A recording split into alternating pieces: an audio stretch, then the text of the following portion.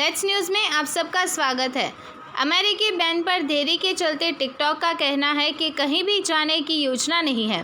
TikTok की अमेरिकी महाप्रबंधक वेनेसा पापस ने मंच पर एक वीडियो संदेश पोस्ट किया है, जो शुक्रवार की रिपोर्टों के जवाब में प्रतीत होता है कि राष्ट्रपति ट्रंप अमेरिका में एक ऐप के प्रभावी प्रतिबंध पर काम कर रहे हैं, एक योजना जो उन्होंने पत्रकारों से साझा भी की है। भले ही वह ऐसा करने में सक्षम हो या ना हो, यह एक खुला प्रश्न है, लेकिन इस बीच में टिकटॉक अमेरिकी उपयोगकर्ताओं को आश्वस्त करने के लिए उत्सुक है, जो इस स्पष्ट के जवाब में अपनी परिचालन योजना को बदलने का इरादा नहीं रखता है, लेकिन संभावित रूप से अस्तित्वगत खतरा है।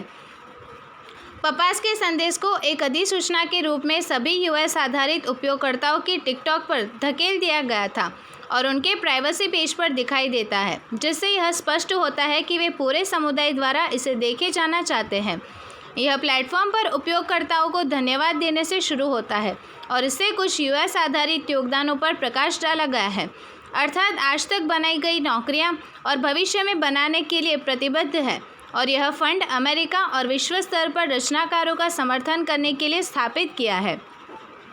पापस ने कहा कि टिकटॉक लंबे समय के लिए यहाँ है और टिकटॉक के लिए स्टैंड के लिए समुदाय के समर्थन के लिए आह्वान करने से समाप्त होता है। ट्रंप के इस दावे की वह शनिवार की सुबह एक आदेश पर हस्ताक्षर करने की योजना बना रहा है, ताकि ऐप के लिए अमेरिका तक पहुंच प्राप्त हो सके। रिपोर्ट्स में कहा गया था कि माइक्रोसॉफ्ट कंपनी के चीन के मालिक बाइटडांस के साथ बातचीत कर रहा है, ताकि वह अपने अमेरिकी कारोबार का अधिग्रहण कर सके।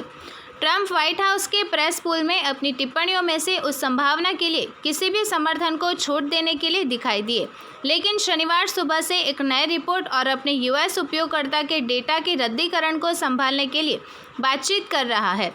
किसी भी प्रतिबंध को रोकने के लिए संभावित सौदे के हिस्से के रूप में फिर से यह स्पष्ट नहीं है कि कार्यकारी शक्तियां वास्तव में ट्रंप को अमेरिका में आवेदन पर प्रतिबंध लगाने की अनुमति देंगी, लेकिन ऐसा लगता है कि बाइटडांस अमेरिका में पार्टियों के साथ एक सौदे पर काम कर रहा है, जो मानता है कि वह ऐसा करने में सक्षम होगा, जबकि चीनी कंपनी पूरी तरह से अपने अमेरिकी आधारित टिकटॉक परिचालन को एक अमेरिकी मालिक तक नहीं पहुंचाती।